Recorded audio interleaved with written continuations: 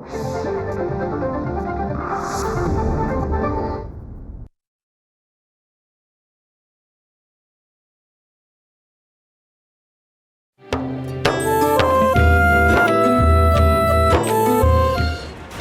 तासात मला माझी रक्कम मिळाली पाहिजे, नाहीतर चुपचाप तुमच्या घराची चावी माझ्या हातात द्या. अरे नील, काय झालं माझ्या पोराला?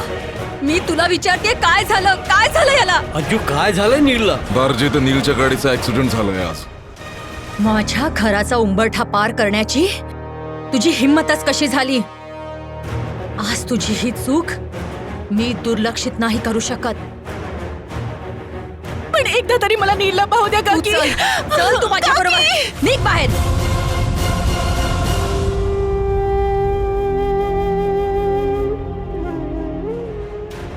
कल्याणी, ही आहे तुझी हद्द.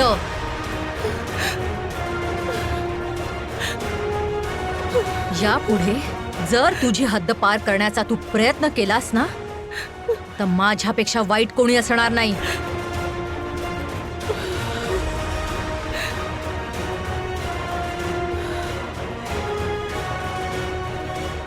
काय झालं सुनबाई? बोल.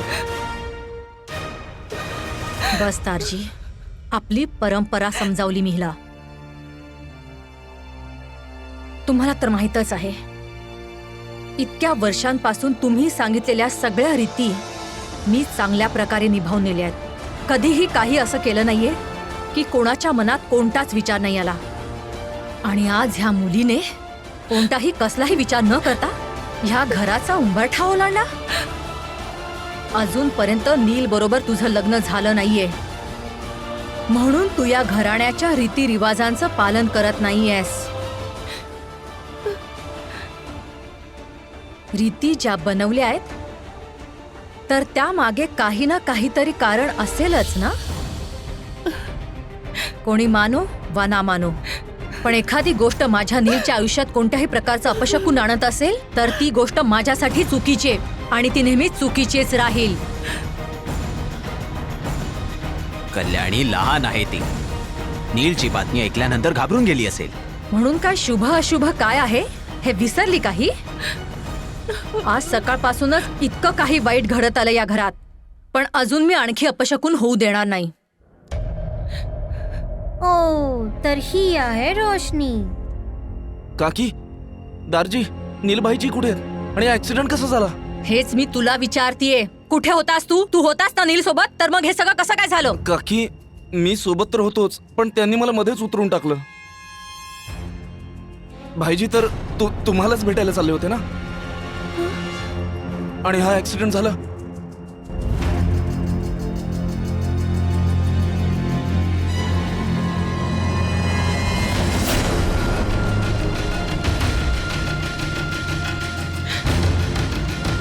ऐकलत ना तुम्ही? माझा नील या पोरीला भेटायला इतका वेडा झाला होता की कसलाही विचार न करता तो गाडीत बसला. जर तो शांतपणे ब्रेक बिक पाहून नीट बसला असता तर आज हे घडलंच नसतं. आज तो अशा अवस्थेत नसता. ते सगळं जाऊ दे, निदान स्वतःचे कपडे बघ. निर्लज्जपणे आपली लाज चव्हाट्यावर मांडून इकडे पळत आलीस. तुला सासू सासरे दारजी यांचा आदर नाहीये, पण समाजाचा तरी ठेवशील ना? माहित नाही, सगळ्या करणारभर आपल्या घराण्याबद्दल काय काय चर्चा होत असेल. कल्याणी ही पण तुझ्याप्रमाणेच नीलची बातमी ऐकून घाबरली, म्हणून विसरली असेल. तू अस्वस्थ आहेस म्हणून हे बोलतेस. नील ठीक आहे, शांत हो आता. शांत हो मी? तुम्ही असं कसं बोलात की मी शांत हो?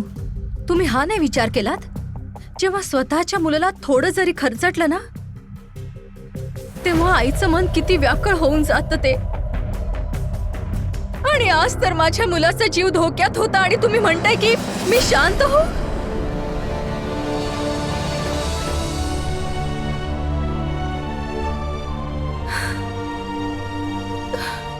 आजपर्यंत मी कोणासमोर कधीही मोठ्या आवाजामध्ये बोलले नाहीये,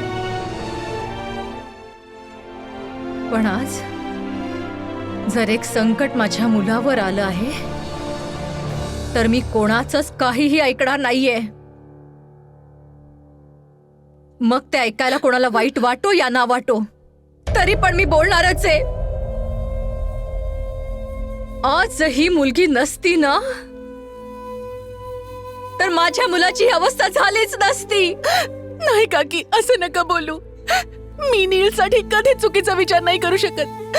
मी मान्य करते की नील मला भेटायला येत होता, पण दुसरं सत्य हे पण आहे की मी मंदिरमध्ये मातेसमोर बसून त्याच्या भल्यासाठी प्रार्थना करीत होते.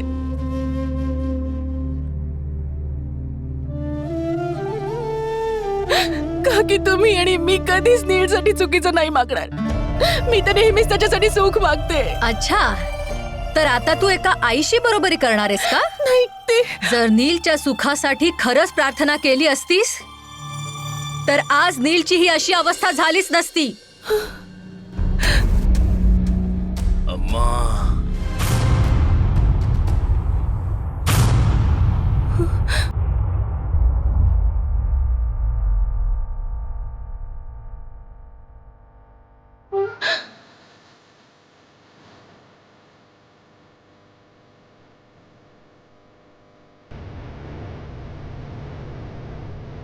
नीलभाईजी,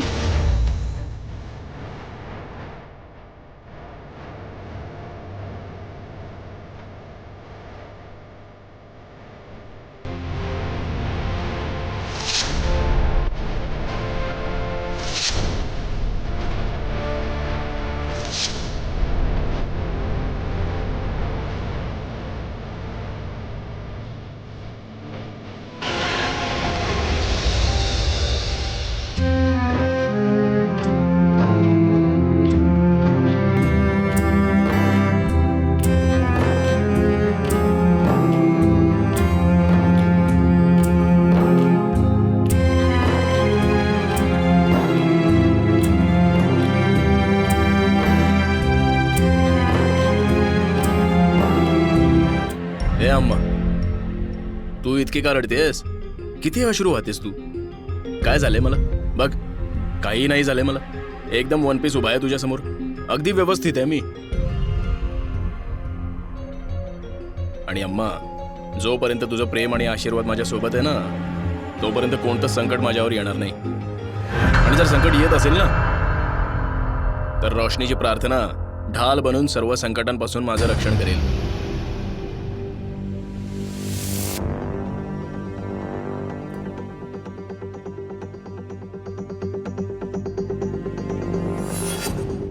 देवाचे आभारच मानावे लागतील की तुला तुझ्या डीजेची आठवण तरी आली. माहितीये किती चिंता करत होते मी. डीजे, आता यावेळी तर मीच नाराज आहे तुमच्यावर. तुम्ही सांगितलं नाही की तुम्ही मुंबईला परत आलात ते. आता यापुढे मी तुम्हाला काहीच सांगणार नाही. तर मग नाराज होण्याचा हक्क तर माझाच पहिला आहे, कारण तू पण मला नाही सांगितलंस की तू कर्नालला जाणार आहेस ते. सॉरी डीजे, त्याचं काय आहे ना ते कामामुळे वेळच मिळत नाही ना, त्यामुळे. आणि हां, बरं ते सगळं जाऊ दे. आता मुंबईत कसं वाटतं तुम्हाला? तू मला सांग की तू कर्नालला काय करतोयस? कर्नालमध्ये काय करतोय?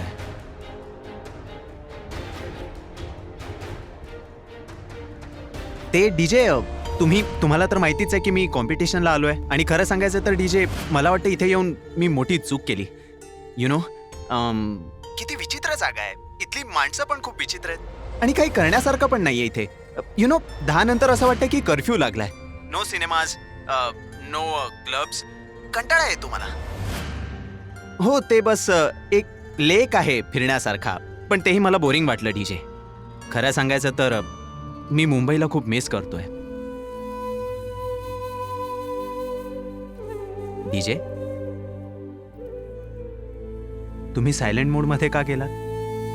तुम्हाला माहिती आहे ना, तुम्ही जेव्हा गप्पा गप्पा राहता तेव्हा मला अजिबात आवडत नाही. नाही, बस विचार करत होते की तेही खरंच तुला ते शहर पसंत नाही, पण मला खात्री आहे जोपर्यंत तुझं काम संपत नाही तोपर्यंत तू मुंबईला परत नाही येणार हो ना? हो डीजे, ते तर डेफिनेट आहेच. मी माझं काम पूर्ण केल्याशिवाय परत येणारच नाही.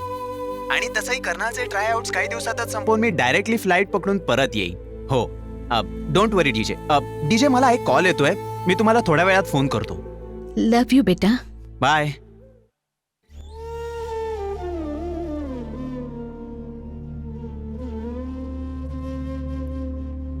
यु नो समथिंग रेवा, मी डीजेंशी बोलत होतो ना, जसं मी कर्नाल बोललो, खूपच दुःखी झाल्या त्या. आता काही दिवसांचीच गोष्ट आहे. त्यानंतर डीजे आणि त्यांची मुलगी सोबतच असतील.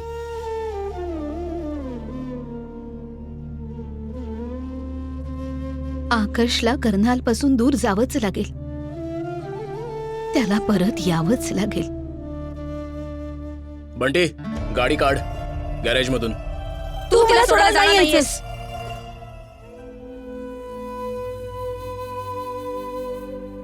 हो माझ्या देवीनो, मी कुठे नाही जाणार. मी तर बस गॅरेज पर्यंत जातोय बंटीला गाडीची चावी द्यायला. तो सोडून येईल रोशनीला. मी परत आलोच 5 मिनिटात. बस तू मस्तपैकी हळदीचं दूध तयार ठेव, ठीक आहे?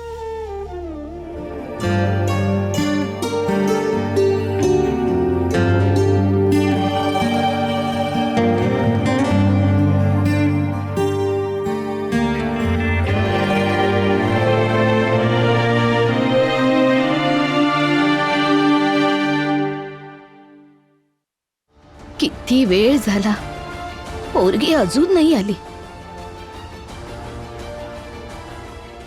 सुरेंदरने फोन तर केला होता.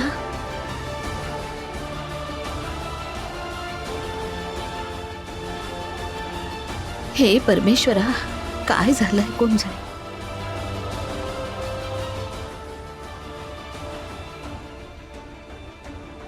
राम राम आजी. राम राम. सुरेंद्र भाऊंचं पत्र आहे. पत्र कुठून आलंय? हा डीडी आहे. डीडी? हे काय असतं? बँकेतून जे पैसे येतात ना, हं, त्याला डीडी म्हणतात. बरं बरं. बरं आजी, इथं सही करा. इथं. बरं आजी, राम राम. राम राम. पैसे आले कुठून? सुरिंदर, ओ आई. सुरिंदर, अरे इकडे ये लवकर. काय झालं? शीतला मातेने आपलं ऐकलं. तुझ्या नावाने बँकेतून पैसे आले. ते डीडी काहीतरी. डीडी?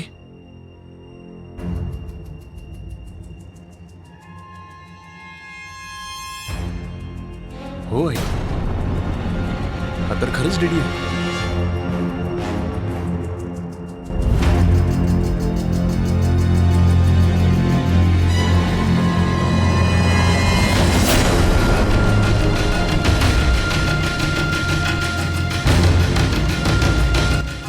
माझी लाडकी राणी बने, राजवाड्यांचा राजा मिळे, रंगून सुखानं जाईल.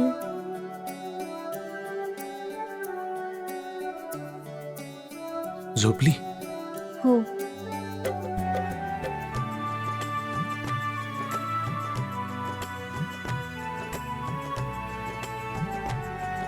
खूप सुंदर दिसतात तुझ्या हातात या बांगड्या.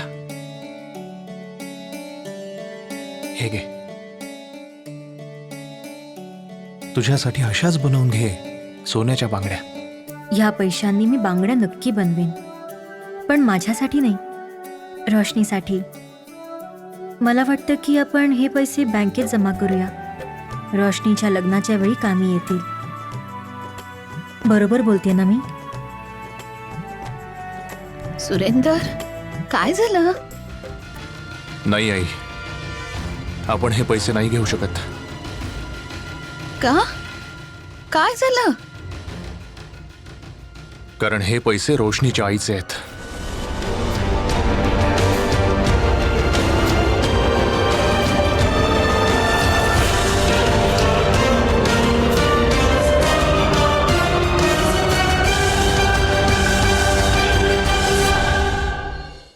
सगळे किती घाबरलो होतो माहितीये. तुझ्याकडून मी फक्त एक वचन मागितलं होतं की रात्री गाडी जोरात चालवू नकोस. मग तू आता दिवसा जोरात गाडी इतकं चालवणार. ओरडशील ना तर डोकं फुटेल तुझा. अगं मला काय होणार.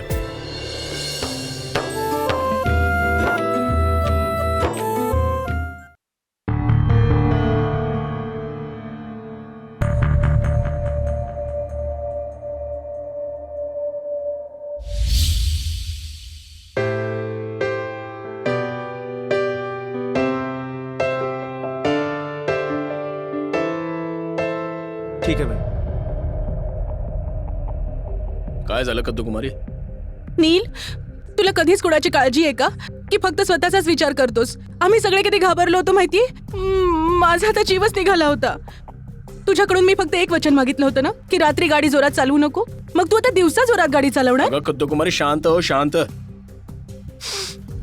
श्वास घे, मोठा श्वास घे. इतकी ओरडशील ना तर डोकं फुटेल तुझा. अगं मला काय होणार. काय झालं का मला.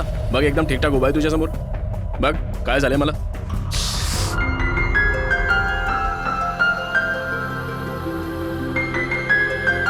दुखतंय का.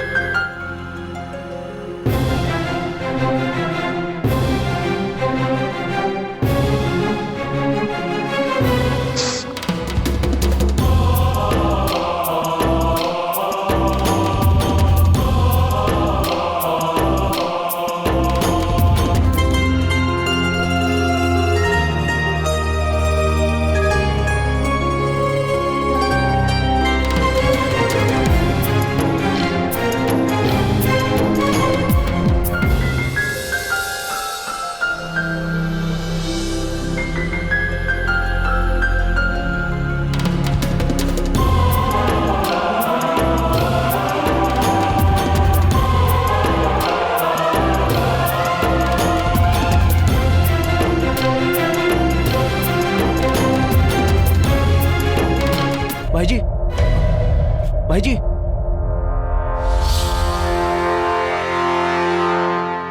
काय झालं तुला. का आलास परत. बोलवलं का मी तुला. भाईजी तुम्ही नाही बोलावलं पण ती अम्मांची चमची आहे ना जिलेबी ती इकडेच येते. हट बाजूला.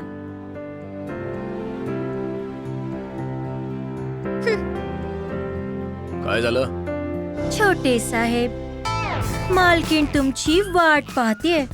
ते हळदीचं दूध बनवून ठेवले ना. नाही प्यायचं मला. जातो इथून. लवकर या, नाहीतर दूध थंड होईल ना. मालकिणींनी सांगितलंय. गेली.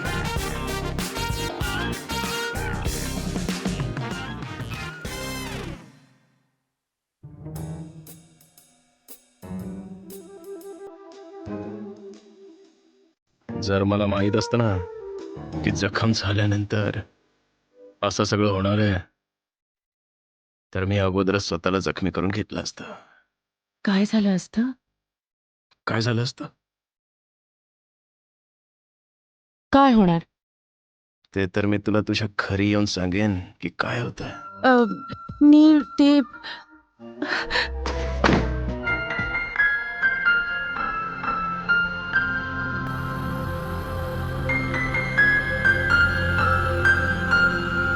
नील, तुझी ही चप्पल म्हणजे तुला निमित्त नाही मिळणार की तुझी चप्पल माझ्याजवळ राहिली.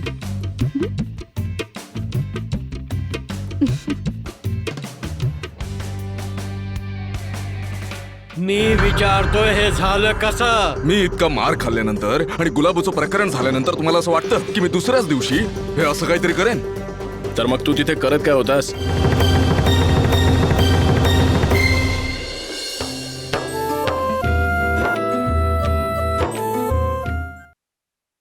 तू माझी मुलगी असून सुद्धा किती मूर्ख आहेस ग. तुला थोडाही डाऊट नाही येत का की आज इतक्या दिवसांनी एजेने तुझ्या सगळ्या सीडीज मागवल्यात ते का. ममा, एजे या कॉम्पिटिशनचा मेंटर आहे. असू शकतं की एखाद्या टेक्निकल गोष्टीमुळे त्याने त्या सीडीज मागवल्या असतील. एजे. हां. एक मिनिट. ऍक्च्युली ए जे मम्मा तुला विचारणार होती की जो माझा फायनल राऊंडचा परफॉर्मन्स होता ना तो कसा होता. आय मीन त्याचे फुटेजेस कसे होते. म्हणजे मी तर परफॉर्मन्स लाईव्ह पाहिला होता. तुला नक्की काय विचारायचं? ऍक्च्युली तसं काही खास नाहीये ते बिट्टू आला होता तुला भेटायला. हो तो सांगत होता की तू ट्विंकलच्या तो तिचा पहिला असेल.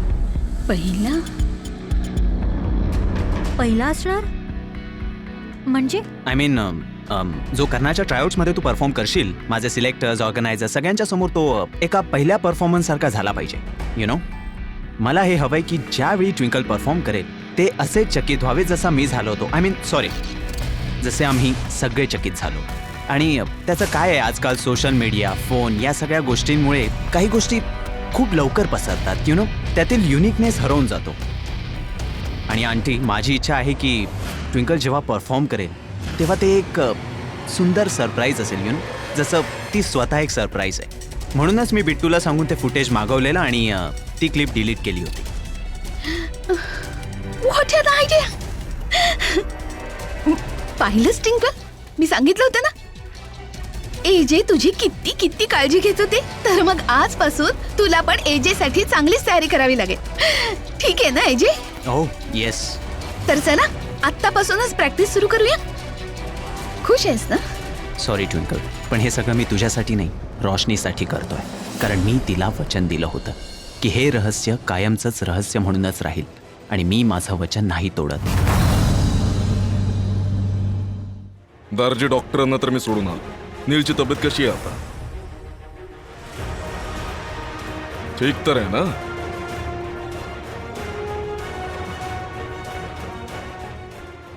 हे ढोंग करणं बंद कर आणि खरखर सांग, हे झालं कसं. काय दारजी? मी विचारतोय हे झालं कसं. म्हणजे अजूनही तुमचा माझ्यावरच संशय आहे? मी इतका मार खाल्ल्यानंतर, गुलाबाचं प्रकरण झाल्यानंतर तुम्हाला वाटतं का की दुसऱ्याच दिवशी मी हे सगळं करीन?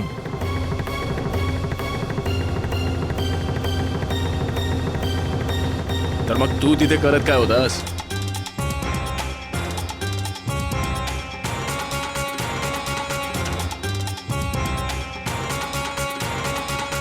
आता तू हे नको सांगूस की तू तिथे नव्हतास, कारण मी तुला स्वतःच माझ्या डोळ्यांनी तिथे पाहिलं होतं.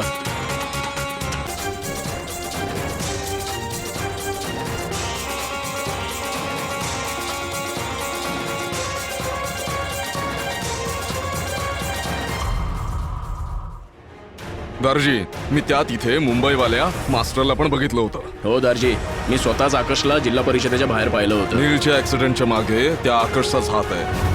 आकाश, तुम्ही जिल्हा परिषदेत काय करत होता? जिल्हा परिषदेत नीलही होता आणि येताना त्याच्या गाडीचा ऍक्सिडेंट झाला. तुम्हाला काय म्हणायचं? आकाश, नीलच्या गाडीचा ऍक्सिडेंट करवला गेलाय. पण तिथे 50 लोक अजून होते. 50 लोकांमध्ये फक्त तुम्हीच असे होता ज्यांच्याकडे नीलला मारण्याचं सर्वात मोठं कारण होतं. माहितीये,